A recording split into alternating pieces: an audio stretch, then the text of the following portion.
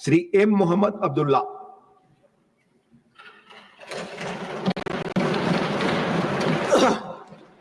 Thank you, Honorable Sir. Kindly permit me to speak in my mother tongue, Tamil.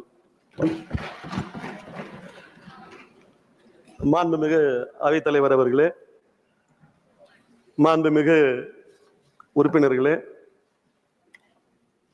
ஒரு மிகுந்த நன்றி பெருக்கின் உணர்ச்சியோடு இந்த இடத்தில் நின்று நான் உரையாற்ற துவங்கின்றேன்.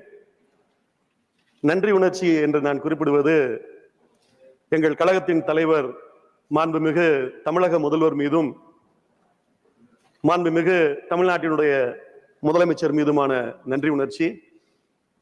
அவர்கள்தான் என்னை இந்த அவைக்கு அனுப்பி வைத்தார்கள். இடைத்தேர்தலில் நான் தேர்ந்தெடுக்கப்பட்டதாக நீங்கள் பேசும்போது குறிப்பிட்டீர்கள். உண்மைதான், நான் பணியாற்றிய காலம் குறுகிய காலமாக இருந்தாலும் கூட எனக்கு கிடைத்த அனுபவங்களும் வாய்ப்புகளும் மிக மிக அதிகம். அதை விட இங்கு அனைவரிடமும் நான் பெற்ற அன்பு மிக மிக அதிகம்.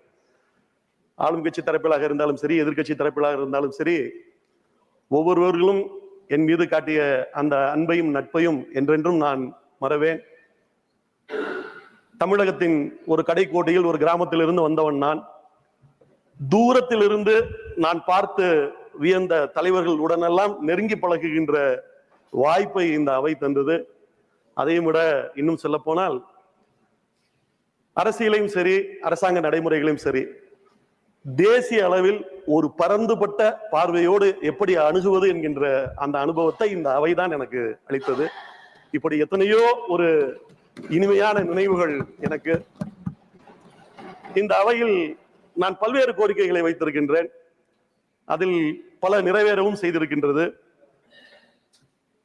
என்னுடைய இந்த நிறைவு பேச்சின் போது நிறைவாக ஒரே ஒரு கோரிக்கையை மாத்திரம் நான் வைத்து நிறைவு செய்ய விரும்புகின்றேன்.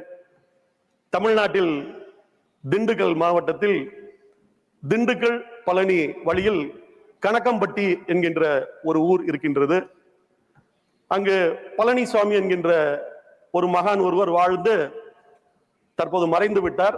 இருப்பினும் கூட அவரது லட்சக்கணக்கான பக்தர்கள் தினமும் அங்கு சென்று வருகின்ற ஒரு கோயிலாக அந்த கோவில் அந்த ஊரில் இருக்கின்றது. அந்த ஊரின் வழியாக இருப்பு பாதை செல்கிறது, ரயில்வே லைன் செல்கிறது. எனவே அந்த பக்தர்கள் அங்கு ஒரு தனி ரயில் நிலையம் அமைக்க வேண்டும் என்கின்ற அந்த கோரிக்கையை இங்கே வைக்கும்படி என்னிடத்திலே கோரினார்கள்.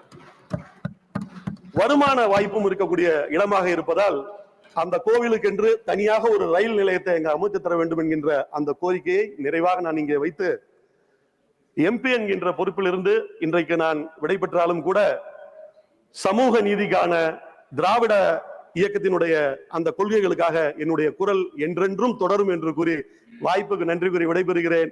நன்றி, நன்றி, நன்றி. Thank you.